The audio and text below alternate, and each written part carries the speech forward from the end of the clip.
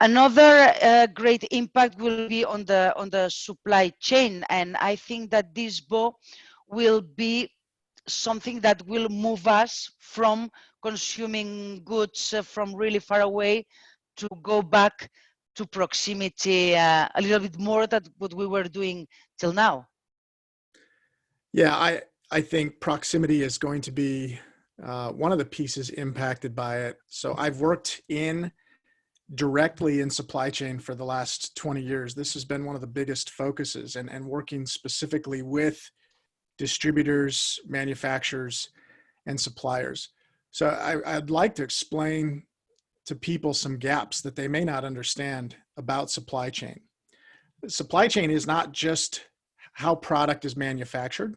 There's manufacturers that are still open. There's obviously fields full of fruit and vegetables. It's less about the manufacturing and the cultivating of product and it getting to your door, and it's really everything in between. So I guess one of the big considerations I want people to understand with supply chain is the impact it's going to have on the distributors, the impact that we're seeing right now. So understand this, when this hit, it flipped like a light switch. All of a sudden, restaurants were open. Now everybody needs to quarantine in place, and restaurants are stopped from allowing people to come dine in. So that flip of the switch, the people who've been selling them the product, delivering their product, that has been in transit or in production, packaging, and on its way for 2 weeks. There is a 2-week echo effect that when you stop it, there's trucks and loads and workers and volumes that they've anticipated for fresh product. And all that stuff is 2 weeks down the road gets halted. And now it just jams up. Now you've got all that product. And here's what a lot of people don't understand about the manufacturing side and the distribution side. When we look at all the fresh proteins and produce, all of that stuff is now dying. It's rotting. So they're donating as fast as they can to the food banks and to other places, but they're also just taking a loss. They're either writing it off, throwing it away, whatever. That's not sustainable. Here in the States, we have seen within the last 2 weeks, a number of distributors close their doors. They can't suffer this loss. They have shut down for good and they won't be able to reopen because you're talking multi-million-dollar impact that they can't absorb. So not only is it going to force us to be a bit more aware of how the whole system works, but you may also be looking for new suppliers for product. Even the stuff that's local that you might love, that you might want to go do more of, you may not be able to. Those guys will be hit the worst. The smallest independent guy who's producing produce that just lost 2 months worth of income can't sustain it. He will have to sell his farm or close his doors. And so it's really a much broader impact, I think, than what most people are looking at because they don't necessarily understand the way that entire chain works. And that is a little bit doom and gloom. And I don't know how to give people necessarily a whole bunch of excitement about that piece of the conversation, but it is an important part of it to understand. It's not that your distributors don't want to work with you. And these distributors are having the same problem that restaurants are having, right? They still have employees that they have to pay.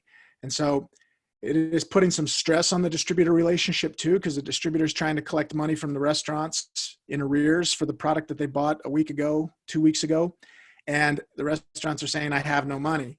And now the distributors then have no money to pay their employees. And so it really starts to collapse the whole entire infrastructure.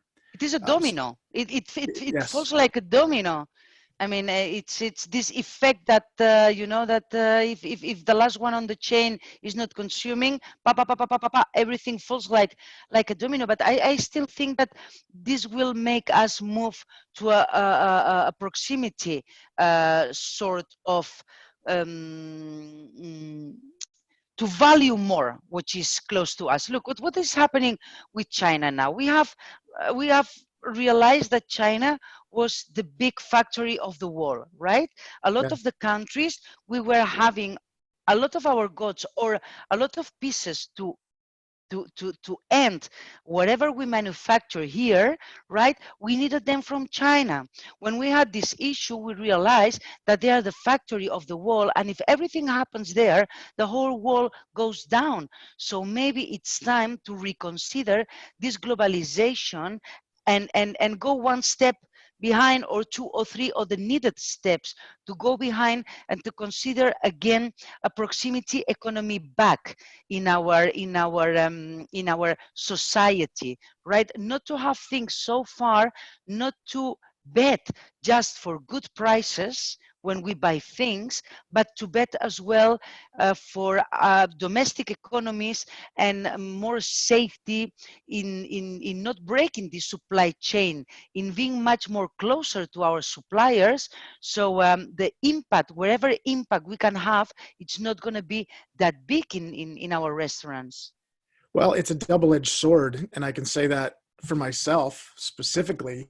Um, I would be devastated if that happened too much, if I couldn't rely on getting some of the amazing products from Spain and Italy that I enjoy as an import vehicle to cook at my house and to relive my time in Europe as close as I can. Um, so kudos to you for having such great food. It's something I long for, but it could have that as an unintended consequence. But I do understand what you're saying. So if you go from not just the consumer to the distributor, but really to the manufacturing, I do think you will see a big shift on that side to localizing that, maybe from multi-country to single country, from multi-state to single state. I do think there's going to be not just a responsibility, but a demand to be able to create a shorter supply chain line, right? It's that will help, but it's also going to hurt. And here's the other part of it. The economics of why things are made where they are, you already hit the nail on the head. It's because of cost. When you've got lower wages and really poor labor practices that happen in countries like China, it allows the consumer to buy stuff very, very inexpensively because that lack of cost is pushed through to the end product cost. So are we prepared as consumers to pay 5 to 10 times more for a product because of the overhead for doing business the right way, for paying the right labor to manage the product and execute the product? So there is it's a beautiful thing, and it's something that I think should happen, but is the economic wherewithal in the consumer's bank account going to support that, right? Supply drives demand. Maybe but maybe, but we have to start thinking on a different way of consumption.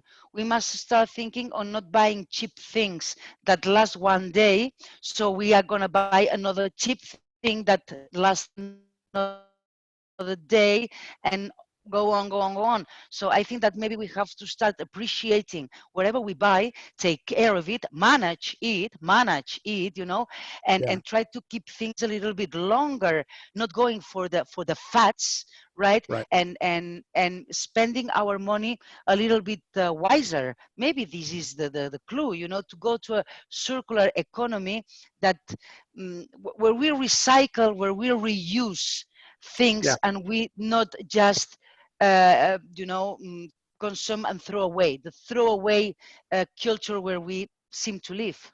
Yeah. Well, you know, we had talked too about the differences I see between the US and Europe. I think one of the profound impacts that supply chain will create here in the US to make it a bit more like Europe is that we now understand the value and the importance of making things from the raw ingredients ourselves, doing more scratch cooking. There's a lot of convenience purchasing here, even in the restaurants, of pre-made product that's just ready to heat and serve or cook and serve. And maybe this will force a discipline of doing more of that scratch cooking, right? Those basic items like flour, fat, sugar, salt, spices, proteins, when you buy them at the rawest form ingredient, you can use less product to create more application. When you buy a frozen pizza that's already pre-made, that is the flour and the sugar and the tomato, but it's already applied to that application, right? So now doing more with less in product that we can control in a tighter supply chain enforces better disciplines of healthier, higher quality cooking. And by the way, the products are a lot less expensive when you buy them at the rawest level, right? So yes, you have more of a burden on labor, but in exchange, you get a much softer, lighter cost on the quality and on the ingredients. And then that gives you the leverage to improve the quality as well.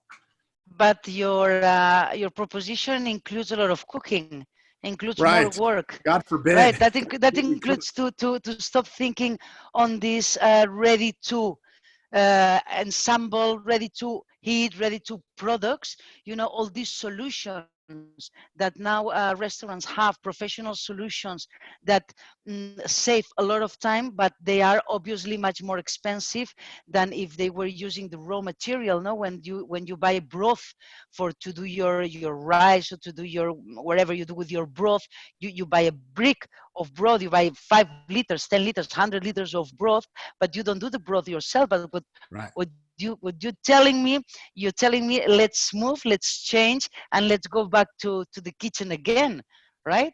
Let's Yeah. go back Well, and to another lesson I think will probably be learned here in the U.S. when you look at differences too. Look, Spain's not immune from this. The rest of the world's not immune from this. There are restaurant operators that have created a model of these ridiculously large menus, way too much stuff.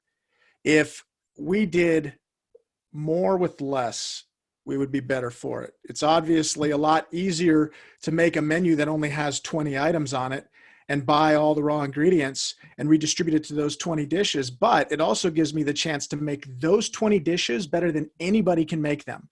I can't make 100 dishes better than anybody can make them. I can't make one of those dishes better than anybody can make them because it's too much, right? And that's I agree with you.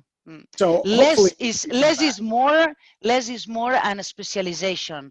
Don't try to have a menu with 200 dishes. Don't try to have a kitchen where you can serve wherever, from fish and meat and poultry and vegetables and everything. Don't try to do that. Just get yourself specialized in a type of kitchen, in a type of recipe, in a type of ingredients, wherever you want, but control very much your ingredients, because this is the heart of your business. If you control your ingredients, you control your suppliers, you control your costs. From here, you can be very innovative. From here, you can innovate. But if your cost, if your suppliers, everything is a mess, it will be too difficult to innovate without having some common sense on the profitability of your business. Yeah, that's 100% right. And this is a message we've been trying to deliver to operators for a long time. And fear has prevented people from doing it, right? People don't want to change. It seems like, oh, that's too risky. Then I won't attract everybody. Well, you weren't really attracting everybody anyway, but I understand the risk. And I tend to tell people like this: when you think about the generalist versus the specialist, who makes more money? I say, think about it like your doctor. When you go to your family practice doctor, he makes the least amount of money. He sees the most people. You pay him less than anybody. But when you go to the dermatologist to have this thing looked at on your skin, you pay him 5 times more. In the restaurant business, Right. we've got to be the same way. Specialists make more than generalists because it's higher quality work, right? So this will force people, I think, to now have to reconsider that for different reasons. And so I don't care how we got here. I do. This is terrible. I wish this wasn't the way. But again, there is some unintended consequence, and there's some positive unintended consequence attached to this. I think it will force us all to be better. So the good news, I guess. Definitely. Let's work on this. Let's work on being better. And thanks, Bob, for this few minutes talking about the supply chain, how is going to impact, and how we have to keep an eye as well on how these manufacturing and producing industries are moving, because obviously we depend on them. We need them. What we put on the table, on the dish, what we charge the client for comes from these producers, from these from these companies. So it is absolutely a priority to know what's happening with distribution and with supply chain as well. Yeah, agreed. Thanks for having me. Thank you very much, and let's keep in touch. Okay, sounds great. Bye bye.